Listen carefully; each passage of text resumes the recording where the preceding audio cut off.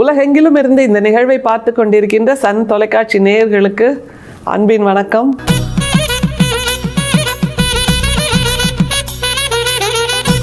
வள்ளல் பெருமான் 6ஆம் திருமுறையில் மிகப்பெரிய விஸ்வரூபத்தை எடுத்திருக்கிறார் அப்படிங்கிறதுக்கு சாட்சியாக இருக்கக்கூடிய ஒரு பாடல். நாம் பொதுவாக குழந்தைகள் கீழே தடிக்க விழுந்துட்டாங்கன்னு வைங்களேன், உடனே ஐயோ விழுந்துட்டியா செல்லம் அப்படின்னு சொல்ல மாட்டோம். இந்த தரை தானே தடுக்குச்சு ஒன்று, வா தரையை அடிக்கிறேன் அப்படின்ட்டு தரையை போய் அடிப்போம். அப்புறம் சேர் தட்டி விட்டுருச்சுன்னு வைங்க, நாம் கூட என்ன சொல்லுவோம், நான் தட்டிட்டேன், நான் தவறாக வந்துட்டேன், நான் கவனிக்கலை அப்படி நான் சொல்லுவோம். அந்த பெருந்தன்மை நம்மள்கிட்ட இருக்கா? இல்லை சேர் தடிக்கிடுச்சு, சோஃபா தடிக்கிடுச்சு, கட்டில் தடிக்கிடுச்சு, கதவு தடிக்கிடுச்சுன்னு அது என்னவோ நடுவில் குறுக்க வந்து நம்மளை தட்டி விட்ட மாதிரி பேசுவோம். இல்லை, அப்படியாக நம்முடைய இயல்பை கூர்ந்து கவனித்திருக்கின்ற வள்ளல் பெருமான் அதை பற்றிய ஒரு சட்டையர் அப்படின்னு கூட சொல்லலாம். அப்படியாக ஒரு பாடலை தருகிறார். இனிமேல் நாம் மாற்றிக்க வேண்டிய ஒரு குணம்னா இதுவாகத்தான் இருக்க முடியும். நம்முடைய தவறுகளுக்கு நாம் பொறுப்பேற்க வேண்டும் என்று நம்முடைய வள்ளல் பெருமான் சொல்லி தருகிறார். we have to take responsibility for our own mistakes. இல்லை, அப்படி இல்லாமல் குழந்தையிலேயே நம்ம பழக்கிறோம்.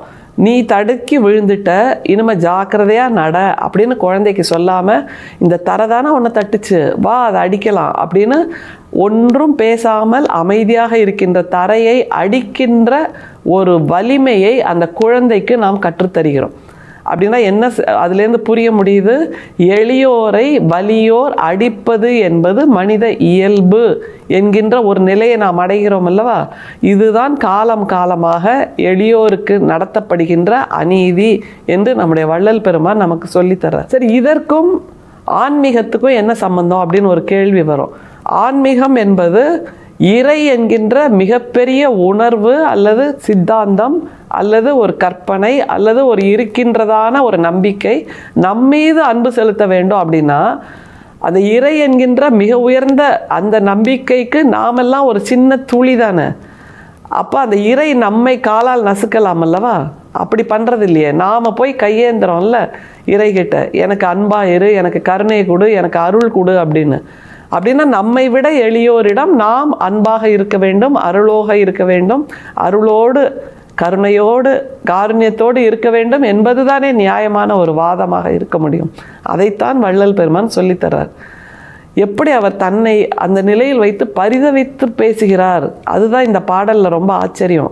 எளியரை வலியார் அடித்த போது ஐயோ என் மனம் கலங்கிய கலக்கம் தெளிய நான் உரைக்க வல்லவன் அல்லேன், திருவுளம் அறியுமோ எந்தாய், களியரை கண்டு பயந்த என் பயம்தான் கடலினும் பெரியது கண்டாய், அழியர் பால் கொடியர் செய்த வெங்கொடுமை அறிந்த என் நடுக்கம் ஆர் அறிவார். 6ஆம் திருமுறையில 3463வது பாடலாக இது இருக்கு.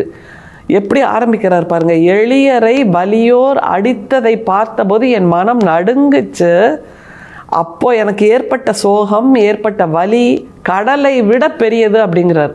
நாம் என்னைக்காவது அப்படி உணர்ந்திருக்கோமா? இல்லை. அப்படி அடிப்பது அல்லது அவர்களிடம் நம்முடைய வல்லமையை காட்டுவது, அவர்களை துன்புறுத்துவது, அவர்களை நம்முடைய கால் கட்டை விரலால் நசுக்குவது எல்லாவற்றையும் நம்ம இயல்பாக பண்ணுவோம். அது நமக்கே உரிய மனித உரிமை என்பதாக. அப்படி இல்லை, எந்த உயிரையும் துன்புறுத்தக்கூடாது என்பதுதான் ஆன்மீகத்தின் முதல் படி. 6ஆம் திருமுறைக்கு போனப்புறம் கூட நம்முடைய வள்ளல் பெருமான் இந்த முதல் படியை பற்றி பேசி பரிதவிக்கிறார் என்றால் நாமெல்லாம் இன்னும் ஒரு படி கூட ஏறலை. அப்படின்னா நம்மக்கிட்ட இத்தனை குற்றங்களும் குறைகளும் களைய வேண்டிய அத்தனை கரும்புள்ளிகளும் நிறைந்திருக்கின்றன என்பதை புரிந்து கொள்ள வேண்டும். எளியரை வலியார் அடித்த போது ஐயோ என் மனம் கலங்கிய கலக்கம் தெளிய நான் உரைக்க வல்லன் அல்லேன். இந்த வலியை சொல்றதுக்கான வார்த்தை அவர்கிட்ட இல்லை அப்படிங்கிறது. அப்படின்னா நாமெல்லாம் வெறுமே 100 வார்த்தையோட புழங்கிட்டு இருக்கிறவங்க. நமக்கெல்லாம் இந்த உணர்வு முதல்ல இருக்குமா? இல்லை, அந்த உணர்வை நாம் நினைத்து பார்த்து நான் அப்படி கஷ்டப்படுத்திட்டேன் அவங்கள தெரியுமா அப்படின்னு சொல்கிறதுக்கான ஒரு உணர்வாது நமக்கு இருக்குமா? இல்லை. அப்படின்னா வள்ளல் பெருமானிடமிருந்து நாம் தெரிந்து கொள்ள வேண்டிய மிக முக்கியமான ஒரு கருதுகோள் என்பது இதுதான்.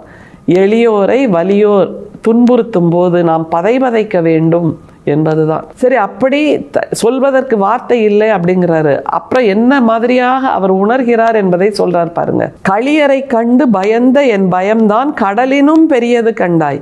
முந்தி காலத்துல தான் இருந்திருக்கு தெரியுமா? ராஜா எல்லாம் விலங்குகளோட அடிமைகளை போரிட வைத்து அந்த விலங்குகள் அடிமைகளை துன்புறுத்தும் போது பார்த்து சந்தோஷப்பட்டிருக்காங்க. அப்படிப்பட்டவர்களைத்தான் களியர் என்று சொல்கிறார். அந்த சந்தோஷம் என்பது நமக்கு இயல்பாக வருகின்ற மகிழ்ச்சி என்பதை விட ஓர் உயிர் இன்னொரு உயிரை துன்புறுத்தும் போது அதை பார்த்து நாம் சந்தோஷப்படுகிறோம் என்றால், அந்த விலங்கை விட துன்புறுகின்ற அந்த அடிமையை விட மிக மோசமான ஒரு உயிரினம் எது என்றால் சந்தோஷப்படுகின்ற நாம் தான். அழியற்பால் கொடியர் செய்த வெங்கொடுமை அறிந்த என் நடுக்கம் ஆர் அறிவார். அழியர்னா எந்த விதமான பாதுகாப்பும் இல்லாத எளியர் என்று அர்த்தம். அப்படிப்பட்ட எளியவர்களிடம் வெங்கொடுமை செய்தவர்களை கண்டு என் மனசு நடுங்கியது. அது எங்கே கொண்டு போய் நிறுத்தியிருக்கு நம்முடைய வள்ளல் பெருமான? இப்படி துன்புறுத்தல் செய்வது என்பது மனிதர்களுக்கு தேவையில்லாதது. எனவே துன்புறுத்தல் செய்யாத, மற்றவர்களை மேலாதிக்கம் செய்யாத அந்த வகையான மனசு தான் எனக்கு வேண்டும், அந்த வகையான வாழ்வியல் முறைதான் எனக்கு வேண்டும், அந்த வகையான ஆன்மநேயம் தான் எனக்கு வேண்டும் என்று சுத்த சிவ சன்மார்க்கத்தில் கொண்டு போய் நம்முடைய வள்ளல் பெருமானை நிறைத்திருக்கிறது. இதுதான் நம்ம அத்தனை பேருக்கும் தேவை. ஒரு எறும்பு நம்ம கடிச்சிடுச்சுன்னா, எறும்பு என்னை கடிச்சிடுச்சுன்னு நசுக்கிறோம். அப்போ எறும்புக்கு நம்மை கடிப்பதற்கு உரிமை இல்லை. அப்போ நாம் மட்டும் எப்படி மற்றவங்களை துன்புறுத்த முடியும்? இல்லை, அதற்கு நமக்கு உரிமை இருக்கிறதா? யார் கொடுத்தார்கள் அந்த வல்லாண்மையை? யார் கொடுத்தார்கள் அந்த மேலாதிக்கத்தை? எந்த உயிருக்கும் மற்ற உயிரை துன்புறுத்துவதற்கு உரிமையே கிடையாது. அது மனித இயல்பு தன்மை கிடையாது என்று நமக்கு வள்ளல் பெருமான் சொல்லித்தர்றார். அதனால் இனிமே நம்ம கோயிலுக்கு போய் இல்லை இறைகிட்ட கையேந்துவோம், அருளை கொடு, அன்பை கொடு, கருணையை கொடு என்று. அப்படி கொடு என்று வேண்டுவதற்கு முன்னால் நாம் அதற்கு தகுதியானவர்கள் தானா என்கின்ற ஒற்றை கேள்வியை கேட்டுக்கொள்ள வேண்டும். அப்படி கேட்டுக்கொண்டால்தான் நாம் சன்மார்க்கிகள் என்ற அந்த பெயருக்கு, அந்த அடைமொழிக்கு அர்த்தம் கொடுப்பவர்கள் ஆவோம். நிச்சயமாக நம்மை மாற்றிக்கொள்ளலாம். இது ஒன்றும் கஷ்டமான விஷயம் இல்லையே. அன்பை கொடுப்பது என்பது மிகச் சுலபமானது. காற்றை போல் எல்லா இடத்திலும் நாம் பகிர்ந்து கொடுக்க வேண்டியது செய்வோம். காற்றாக இருப்போம், சன்மார்க்கியாக இருப்போம். அருட்பெரும் சோதி, அருட்பெரும் சோதி, தனிப்பெரும் கருணை, அருட்பெரும் சோதி. மீண்டும் சந்திப்போம். நன்றி, வணக்கம்.